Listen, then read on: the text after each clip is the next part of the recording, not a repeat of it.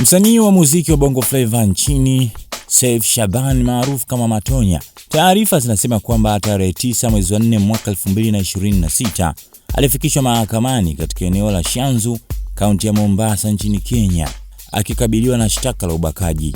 Kwa mujibu wa kituo cha habari cha Daily Nation, upande wa mashtaka umeieleza mahakama kuwa Aprili 7 mwaka 2026 katika jengo la Jose Joka Apartments lililoko eneo la Nyali, msanii huyo anadaiwa kumuingilia kimwili mwanamke aliyetajwa katika nyaraka za mahakama kwa herufi JG kwa kutumia nguvu. Matonya, ambaye anafahamika zaidi kupitia wimbo wake maarufu wa Violet, ameshtakiwa kosa hilo chini ya kifungu cha 3 ibara ya kwanza A kikisoma pamoja na kifungu cha 3 ibara ya 3 cha sheria ya makosa ya kingono. Mbali na shtaka hilo kuu, msanii huyo pia anakabiliwa na shtaka mbadala la kufanya kitendo kisichofaa kwa mtu mzima. Mahakama imeambiwa kuwa alimgusa mwanamke huyo sehemu zake za siri bila ridhaa yake.